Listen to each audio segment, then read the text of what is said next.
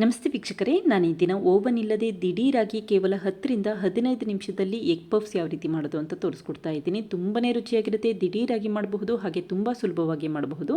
ಹಾಗೆ ನಿಮಗೆ ಈ ವಿಡಿಯೋ ಇಷ್ಟ ಆದರೆ ಪ್ಲೀಸ್ ವಿಡಿಯೋನ ಲೈಕ್ ಮಾಡಿ ಮತ್ತು ಚಾನಲ್ಗೆ ಸಬ್ಸ್ಕ್ರೈಬ್ ಮಾಡಿ. ಈಗ ದಿಢೀರಾಗಿ ಮೊಟ್ಟೆ ಪಫ್ಸ್ ಯಾವ ರೀತಿ ಮಾಡೋದು ಅಂತ ನೋಡ್ಕೊಳ್ಳೋಣ ಬನ್ನಿ. ಮೊದಲು ಒಂದು ಬೌಲ್ಗೆ 1 ಕಪ್ಪಷ್ಟು ಮೈದಾ ಹಿಟ್ಟು ಹಾಕೊಂಡಿದ್ದೀನಿ. ನಂತರ ರುಚಿಗೆ ತಕ್ಕಷ್ಟು ಉಪ್ಪು ಹಾಕೊಂಡಿದ್ದೀನಿ. ಹಾಗೆ 1/4 ಟೀ ಸ್ಪೂನಷ್ಟು ಅಜ್ವೈನ್ನ ಈ ರೀತಿ ಅಂಗೈ ಮೇಲೆ ಉಜ್ಜಿ ನಂತರ ಉಪಯೋಗಿಸ್ಕೊಳ್ತಾ ಇದ್ದೀನಿ. ಅಜ್ವೈನ್ ಇಲ್ಲಿ ಆಪ್ಷನಲ್, ಒಳ್ಳೆ ಫ್ಲೇವರ್ ಕೊಡುತ್ತೆ ಅಂತಷ್ಟೇ ಹಾಕೊಂಡಿದ್ದೀನಿ. ಮನೆಯಲ್ಲಿ ಇದ್ರೆ ಉಪಯೋಗಿಸಿ, ಇಲ್ಲ ಅಂತಂದರೆ ಉಪಯೋಗಿಸೋ ಅವಶ್ಯಕತೆ ಇರೋದಿಲ್ಲ. ಈಗ 1 ಟೇಬಲ್ ಸ್ಪೂನಷ್ಟು ಎಣ್ಣೆ ಹಾಕಿ ಮೊದಲು ಈ ರೀತಿ ಚೆನ್ನಾಗಿ ಮಿಕ್ಸ್ ಮಾಡ್ಕೊಳ್ತಾ ಇದ್ದೀನಿ. ಎಣ್ಣೆ ಹಾಕೋದ್ರಿಂದ ಗರಿ ಗರಿಯಾಗಿ ಬರುತ್ತೆ ಅಂತಷ್ಟೇ. ನಂತರ ಸ್ವಲ್ಪನೇ ನೀರನ್ನು ಹಾಕ್ಕೊಂಡು ಹಿಟ್ಟನ್ನು ಕಲಸಿಟ್ಕೊಳ್ತಾ ಇದ್ದೀನಿ. ತುಂಬ ತೆಳುವಾಗಿ ಹಿಟ್ಟನ್ನು ಕಲಿಸ್ಬೇಡಿ, ಈ ರೀತಿ ಸ್ವಲ್ಪ ಗಟ್ಟಿಯಾಗಿ ಹಿಟ್ಟನ್ನು ಕಲಸಿಟ್ಕೋಬೇಕಾಗತ್ತೆ. ಈಗ ಲಿಡ್ ಕ್ಲೋಸ್ ಮಾಡಿ 5 ನಿಮಿಷ ಹಿಟ್ಟನ್ನು ನೆನೆಲಿಕ್ಕೆ ಇಡ್ತಾ ಇದ್ದೀನಿ. ಇದೇ ಸಮಯದಲ್ಲಿ ಮತ್ತೊಂದು ಪ್ಯಾನ್ಗೆ 1 ಟೇಬಲ್ ಸ್ಪೂನಷ್ಟು ಎಣ್ಣೆ ಹಾಕೊಂಡಿದ್ದೀನಿ. ಎಣ್ಣೆನ ಈ ರೀತಿ ಪ್ಯಾನ್ ತುಂಬ ಚೆನ್ನಾಗಿ ಸ್ಪ್ರೆಡ್ ಮಾಡಿದ ನಂತರ 2 ದಪ್ಪ ಈರುಳ್ಳಿನ ಉದ್ದವಾಗಿ ಹೆಚ್ಚಿ ಹಾಕ್ಕೊಳ್ತಾ ಇದ್ದೀನಿ. ಹಾಗೆ ಸ್ವಲ್ಪ ಜಾಸ್ತಿ ಪ್ರಮಾಣದಲ್ಲೇ ಈರುಳ್ಳಿ ಉಪಯೋಗಿಸ್ಕೊಳ್ಳಿ, ಆವಾಗ ಮಸಾಲೆ ಕೂಡ ಜಾಸ್ತಿ ಆಗುತ್ತೆ. ನೀವೇನಾದರೂ ಕಡಿಮೆ ಪ್ರಮಾಣದಲ್ಲಿ ಈರುಳ್ಳಿ ಉಪಯೋಗಿಸಿದ್ರೆ ಮಸಾಲೆ ತುಂಬಾ ಕಡಿಮೆ ಆಗುತ್ತೆ. ಈಗ ಅರ್ಧ ಟೀ ಸ್ಪೂನಷ್ಟು ಶುಂಠಿ ಬೆಳ್ಳುಳ್ಳಿ ಪೇಸ್ಟ್ ಹಾಕೊಂಡಿದ್ದೀನಿ. ಹಾಗೆ ಅರ್ಧ ಟೀ ಸ್ಪೂನ್ ಸಣ್ಣದಾಗಿ ಹೆಚ್ಚಿರುವಂಥ ಹಸಿರು ಮೆಣಸಿನಕಾಯಿ ಹಾಕಿ ಚೆನ್ನಾಗಿ ಮಿಕ್ಸ್ ಮಾಡ್ಕೊಳ್ತಾ ಇದ್ದೀನಿ. ಇದೇ ಸಮಯದಲ್ಲಿ ರುಚಿಗೆ ತಕ್ಕಷ್ಟು ಉಪ್ಪು ಹಾಕ್ಕೊಳ್ತಾ ಇದ್ದೀನಿ. ಈ ಸಮಯದಲ್ಲಿ ಉಪ್ಪು ಹಾಕೋದ್ರಿಂದ ಈರುಳ್ಳಿ ಎಲ್ಲ ಬೇಗ ಫ್ರೈ ಆಗುತ್ತೆ ಅಂತಷ್ಟೇ. ಈಗ ಊರಿನ ಮೀಡಿಯಂ ಫ್ಲೇಮಲ್ಲಿ ಇಟ್ಕೊಂಡು ಈರುಳ್ಳಿ ಸ್ವಲ್ಪ ಸಾಫ್ಟ್ ಆಗಬೇಕು, ಅಲ್ಲಿವರೆಗೂ ಫ್ರೈ ಮಾಡಿ ಇಟ್ಕೊಂಡಿದ್ದೀನಿ. ನಂತರ ಊರಿನ ಲೋ ಫ್ಲೇಮಲ್ಲಿ ಇಟ್ಕೊಂಡು 1/4 ಟೀ ಸ್ಪೂನಷ್ಟು ಅರಿಶಿಣದ ಪುಡಿ ಹಾಕ್ಕೊಳ್ತಾ ಇದ್ದೀನಿ. ಹಾಗೆ ಅರ್ಧ ಟೀ ಸ್ಪೂನ್ ಅಚ್ಕಾರದ ಪುಡಿ, ಅರ್ಧ ಟೀ ಸ್ಪೂನ್ ಧನಿಯಾ ಪುಡಿ, ಹಾಗೆ ಅರ್ಧ ಟೀ ಸ್ಪೂನಷ್ಟು ಜೀರಿಗೆ ಪುಡಿ ಹಾಕ್ಕೊಳ್ತಾ ಇದ್ದೀನಿ. ನಂತರ 1/4 ಟೀ ಸ್ಪೂನಷ್ಟು ಗರಂ ಮಸಾಲ ಪುಡಿ ಹಾಕ್ಕೊಳ್ತಾ ಇದ್ದೀನಿ. ಗರಂ ಮಸಾಲ ಪುಡಿ ಹಾಕೋದ್ರಿಂದ ಒಂದು ಒಳ್ಳೆ ಫ್ಲೇವರ್ ಬರುತ್ತೆ. ಈಗ ಊರಿನ ಲೋ ಫ್ಲೇಮಲ್ಲಿ ಇಟ್ಕೊಂಡು ಚೆನ್ನಾಗಿ ಮಿಕ್ಸ್ ಮಾಡ್ಕೊಳ್ತಾ ಇದ್ದೀನಿ. ಈ ರೀತಿ 1 ನಿಮಿಷ ಮಿಕ್ಸ್ ಮಾಡಿ ಇಟ್ಕೊಂಡೆ ಸಾಕು. ಕೊನೆಯದಾಗಿ 1-2 ಟೇಬಲ್ ಸ್ಪೂನಷ್ಟು ಸಣ್ಣದಾಗಿ ಹೆಚ್ಚಿರುವಂಥ ಕೊತ್ತಂಬರಿ ಸೊಪ್ಪು ಹಾಕ್ಕೊಳ್ತಾ ಇದ್ದೀನಿ. ಹಾಗೆ ಅರ್ಧ ಟೀ ಸ್ಪೂನಷ್ಟು ಚಾಟ್ ಮಸಾಲ ಪುಡಿ ಹಾಕಿ ಚೆನ್ನಾಗಿ ಮಿಕ್ಸ್ ಮಾಡ್ಕೊಳ್ತಾ ಇದ್ದೀನಿ. ಅಕಸ್ಮಾತ್ ಮನೆಯಲ್ಲಿ ಚಾಟ್ ಮಸಾಲ ಪುಡಿ ಇಲ್ಲ ಅಂತ ಅಂದರೆ 1 ಟೀ ಸ್ಪೂನಷ್ಟು ನಿಂಬೆ ಹಣ್ಣಿನ ರಸ ಹಾಕಿ ಚೆನ್ನಾಗಿ ಮಿಕ್ಸ್ ಮಾಡ್ಕೊಳ್ಳಿ. ಈಗ ನೋಡಿ, ಈರುಳ್ಳಿ ಮಸಾಲ ರೆಡಿ ಆಗಿದೆ. ತಕ್ಷಣ ಸ್ಟವ್ ಆಫ್ ಮಾಡ್ಕೊಂಡಿದ್ದೀನಿ. ಈಗ ಮಾಡಿಟ್ಟಿರುವಂಥ ಈ ಈರುಳ್ಳಿ ಮಿಶ್ರಣ ಒಂದು ಬಟ್ಲಿಗೆ ಎತ್ತಿಟ್ಕೊಳ್ತಾ ಇದ್ದೀನಿ. ತುಂಬಾ ರುಚಿಯಾಗಿರುತ್ತೆ. ಮೊಟ್ಟೆ ಪಫ್ಸ್ ಮಾಡಬೇಕಾದ್ರೆ ಈ ರೀತಿ ಈರುಳ್ಳಿ ಮಿಶ್ರಣ ಮಾಡಿಟ್ಕೊಳ್ಳಿ. ಈಗ 2 ಮೊಟ್ಟೆಗಳನ್ನ ನೀರಲ್ಲಿ ಬೇಯಿಸಿಟ್ಕೊಂಡಿದ್ದೀನಿ. ಯಾವಾಗ ಈರುಳ್ಳಿನ ಚೆನ್ನಾಗಿ ಫ್ರೈ ಮಾಡಿಕೊಂಡು ಮಸಾಲೆ ರೆಡಿ ಮಾಡ್ಕೊಳ್ತಿರ್ತೀರಾ, ಅದೇ ಸಮಯದಲ್ಲಿ ಮತ್ತೊಂದು ಸ್ಟವ್ ಮೇಲೆ ನೀರಿನಲ್ಲಿ ಮೊಟ್ಟೆ ಬೇಯಲಿಕ್ಕೆ ಇಟ್ಕೊಂಡೆ ಸಾಕಾಗುತ್ತೆ. ಈಗ ಈ ಮೊಟ್ಟೆಗಳನ್ನ ಸಣ್ಣ ಸಣ್ಣ ಪೀಸಸ್ಗಳಾಗಿ ಕಟ್ ಮಾಡ್ಕೊಳ್ತಾ ಇದ್ದೀನಿ. ನೀವಿಲ್ಲಿ ಚಾಕುವಲ್ಲಿ ಕೂಡ ಸಣ್ಣ ಸಣ್ಣ ಪೀಸಸ್ಗಳಾಗಿ ಕಟ್ ಮಾಡ್ಕೋಬಹುದು, ಅಥವಾ ಒಂದು ಮೊಟ್ಟೆಯಲ್ಲಿ 2 ಭಾಗವಾಗಿ ಕೂಡ ಮಾಡಿ ಉಪಯೋಗಿಸಬಹುದು. ನಾನಿಲ್ಲಿ ಕೇವಲ 2 ಮೊಟ್ಟೆ ಅಷ್ಟೇ ಉಪಯೋಗಿಸ್ಕೊಳ್ತಾ ಇದ್ದೀನಿ. ನೀವಿಲ್ಲಿ ಜಾಸ್ತಿ ಪ್ರಮಾಣದಲ್ಲಿ ಕೂಡ ಮೊಟ್ಟೆ ಉಪಯೋಗಿಸಬಹುದು. ಈಗ ನೋಡಿ, ಮೊಟ್ಟೆಗಳನ್ನ ಕಟ್ ಮಾಡಿ ಇಟ್ಕೊಂಡಿದ್ದೀನಿ. ನಂತರ ಈ ಪ್ಲೇಟ್ನ ಹಾಗೆ ಎತ್ತಿಟ್ಕೊಳ್ತಾ ಇದ್ದೀನಿ. ಹಾಗೆ ಮೈದಾ ಹಿಟ್ಟನ್ನು ಕೂಡ ಚೆನ್ನಾಗಿ ನೆನೆಸಿಟ್ಕೊಂಡಿದ್ದೀನಿ. 5 ನಿಮಿಷ ನೆನೆಸಿದ್ರೆ ಸಾಕು, ತುಂಬ ಸಮಯ ನೆನೆಸೋ ಅವಶ್ಯಕತೆ ಇರೋದಿಲ್ಲ. ಜಾಸ್ತಿ ಸಮಯ ನೆನೆಸಬೇಕು ಅನಿಸಿದ್ರೆ 10 ನಿಮಿಷ ನೆನೆಸಿಟ್ಕೊಳ್ಳಿ. ಈಗ 2 ಉಂಡೆಗಳಾಗಿ ಮಾಡಿಟ್ಕೊಳ್ತಾ ಇದ್ದೀನಿ. ಸ್ವಲ್ಪ ದಪ್ಪನಾಗಿ ಉಂಡೆ ಮಾಡಿಟ್ಕೋಬೇಕಾಗತ್ತೆ.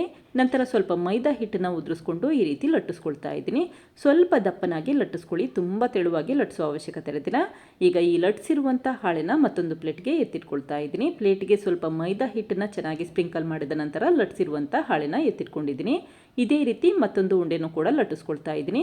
ತುಂಬ ತೆಳುವಾಗಿ ಲಟ್ಟಿಸ್ಬೇಡಿ, ಸ್ವಲ್ಪ ಅಷ್ಟೇ ದಪ್ಪ ಇರಲಿ, ತುಂಬ ದಪ್ಪನಾಗೂ ಇರೋ ಅವಶ್ಯಕತೆ ಇರೋದಿಲ್ಲ. ಈಗ ಲಟ್ಟಿಸಿರುವಂಥ ಹಾಳೆ ಮೇಲ್ಭಾಗಕ್ಕೆ ಮಾಡಿಟ್ಟಿರುವಂಥ ಈರುಳ್ಳಿ ಮಸಾಲೆ ಇಟ್ಕೊಳ್ತಾ ಇದ್ದೀನಿ. ಈ ರೀತಿ ಈರುಳ್ಳಿ ಮಿಶ್ರಣ ಸ್ವಲ್ಪ ಜಾಸ್ತಿ ಪ್ರಮಾಣದಲ್ಲೇ ಉಪಯೋಗಿಸ್ಕೊಳ್ಳಿ, ಆವಾಗ ಮೊಟ್ಟೆ ಪಫ್ಸ್ ಕೂಡ ತುಂಬಾ ರುಚಿಯಾಗಿರುತ್ತೆ. ನೀವು ಎಷ್ಟು ಪ್ರಮಾಣದಲ್ಲಿ ಈರುಳ್ಳಿ ಮಿಶ್ರಣ ಹಾಕ್ತೀರಾ ಅಷ್ಟು ರುಚಿಯಾಗಿ ಮೊಟ್ಟೆ ಪಫ್ಸ್ ಬರುತ್ತೆ. ನಂತರ ಅಷ್ಟೇ ಈ ರೀತಿ ಕಟ್ ಮಾಡಿರುವಂಥ ಮೊಟ್ಟೆ ಪೀಸಸ್ಗಳನ್ನ ಇಟ್ಕೊಳ್ತಾ ಇದ್ದೀನಿ. ಹಾಗೆ ನೋಡಿ, ಇಲ್ಲಿ ಒಂದೇ ಹಾಳೆಯಲ್ಲಿ 7 ಮೊಟ್ಟೆ ಪಫ್ಸ್ ಮಾಡ್ತಾ ಇದ್ದೀನಿ. ತುಂಬ ಸುಲಭವಾಗಿ ಮಾಡಬಹುದು, ಹಾಗೆ ಸಮಯ ಕೂಡ ಉಳಿತಾಯ ಆಗುತ್ತೆ. ಈಗ ಮತ್ತೊಂದು ಹಾಳೆಯಿಂದ ನಿಧಾನಕ್ಕೆ ಕವರ್ ಮಾಡ್ಕೊಳ್ತಾ ಇದ್ದೀನಿ. ನೀವಿಲ್ಲಿ ಬೇಕನ್ಸಿದ್ರೆ ಜಾಸ್ತಿ ಪ್ರಮಾಣದಲ್ಲಿ ಕೂಡ ಮೊಟ್ಟೆ ಉಪಯೋಗಿಸಬಹುದು. ಒಂದು ಮೊಟ್ಟೆಯಲ್ಲಿ 2 ಭಾಗ ಮಾಡಿ ನಂತರ ಕೂಡ ಉಪಯೋಗಿಸಬಹುದು, ಅಥವಾ ಈ ರೀತಿ ಕೇವಲ 2 ಮೊಟ್ಟೆಯಲ್ಲಿ 7 ಪಫ್ಸ್ಗಳನ್ನ ಮಾಡ್ಕೋಬಹುದು. ಈಗ ಎಡ್ಜಸ್ಗಳನ್ನ ನಿಧಾನಕ್ಕೆ ಬಿಗಿಯಾಗಿ ಪ್ರೆಸ್ ಮಾಡ್ಕೊಳ್ತಾ ಇದ್ದೀನಿ. ಈ ರೀತಿ ಮಾಡೋದ್ರಿಂದ ಈ ಮೊಟ್ಟೆ ಪಫ್ಸ್ಗಳು ಓಪನ್ ಆಗಲ್ಲ ಅಂತಷ್ಟೇ. ಹಾಗೆ ನೋಡಿ, ಇಲ್ಲಿ ಮಧ್ಯಭಾಗದಲ್ಲೂ ಕೂಡ ನಿಧಾನಕ್ಕೆ ಬಿಗಿಯಾಗಿ ಪ್ರೆಸ್ ಮಾಡ್ಕೊಳ್ತಾ ಇದ್ದೀನಿ. ನಂತರ ಚಾಕುವಿಂದ ಕಟ್ ಮಾಡ್ಕೊಳ್ತಾ ಇದ್ದೀನಿ. ನಿಮಗೆ ಯಾವ ರೀತಿ ಶೇಪ್ ಬೇಕು ಆ ಶೇಪಲ್ಲಿ ಕಟ್ ಮಾಡ್ಕೋಬಹುದು. ಈ ರೀತಿ ಎಡ್ಜಸ್ಗಳನ್ನು ಕೂಡ ಕಟ್ ಮಾಡ್ಕೋಬೇಕಾಗತ್ತೆ. ಸ್ಕ್ವೇರ್ ಶೇಪಲ್ಲಿ ನಾನಿಲ್ಲಿ ಮಾಡ್ತಾ ಇದ್ದೀನಿ. ನೀವಿಲ್ಲಿ ಬೇಕನ್ಸಿದ್ರೆ ಟ್ರಯಾಂಗಲ್ ಶೇಪಲ್ಲಿ ಕೂಡ ಮಾಡ್ಕೋಬಹುದು. ಹಾಗೆ ಈ ಕಟ್ ಮಾಡಿರುವಂಥ ಮೈದಾ ಹಿಟ್ಟಿನ ಪೀಸಸ್ಗಳನ್ನ ಮತ್ತೆ ಲಟ್ಟಿಸ್ಕೊಂಡು ಉಳಿದಿರುವಂಥ ಮೊಟ್ಟೆ ಹಾಗೆ ಉಳಿದಿರುವಂಥ ಈರುಳ್ಳಿ ಮಿಶ್ರಣ ಹಾಕೊಂಡು ಇದೇ ರೀತಿ ಮಾಡಿಟ್ಕೊಳ್ತೀನಿ. ಈಗ ನೋಡಿ ಎಡ್ಜಸ್ಗಳನ್ನ ಬಿಗಿಯಾಗಿ ಪ್ರೆಸ್ ಮಾಡ್ಕೊಳ್ತಾ ಇದ್ದೀನಿ. ಈ ರೀತಿ ಮಾಡೋದ್ರಿಂದ ಎಣ್ಣೆಯಲ್ಲಿ ಫ್ರೈ ಮಾಡಬೇಕಾದ್ರೆ ಓಪನ್ ಆಗಲ್ಲ ಅಂತಷ್ಟೇ. ಅಕಸ್ಮಾತ್ ನೀವೇನಾದರೂ ಬಿಗಿಯಾಗಿ ಈ ರೀತಿ ಎಡ್ಜಸ್ಗಳನ್ನ ಪ್ರೆಸ್ ಮಾಡಲಿಲ್ಲ ಅಂತಂದರೆ ಎಣ್ಣೆಯಲ್ಲಿ ಫ್ರೈ ಮಾಡಬೇಕಾದ್ರೆ ಓಪನ್ ಆಗೋ ಚಾನ್ಸಸ್ ಇರುತ್ತೆ. ಇದೇ ಸಮಯದಲ್ಲಿ ಎಣ್ಣೆ ಬಿಸಿ ಮಾಡಲಿಕ್ಕೆ ಇಟ್ಟಿದ್ದೀನಿ. ಎಣ್ಣೆ ಸ್ವಲ್ಪ ಬಿಸಿ ಆದರೆ ಸಾಕು, ತಕ್ಷಣವೇ ಈ ರೀತಿ ಮೈದಾ ಹಿಟ್ಟಿನ ಪೀಸಸ್ಗಳನ್ನ ಇಟ್ಕೊಳ್ತಾ ಬನ್ನಿ. ಈಗ ಉರಿನ ಮೀಡಿಯಂ ಫ್ಲೇಮಲ್ಲಿ ಇಟ್ಕೊಂಡು ನಿಧಾನಕ್ಕೆ ಫ್ರೈ ಮಾಡ್ಕೊಳ್ತಾ ಇದ್ದೀನಿ. ಈ ರೀತಿ ನಿಧಾನಕ್ಕೆ ಫ್ರೈ ಮಾಡ್ಕೋಬೇಕಾಗತ್ತೆ, ಆವಾಗ ತುಂಬ ಗರಿ ಗರಿಯಾಗಿರುತ್ತೆ.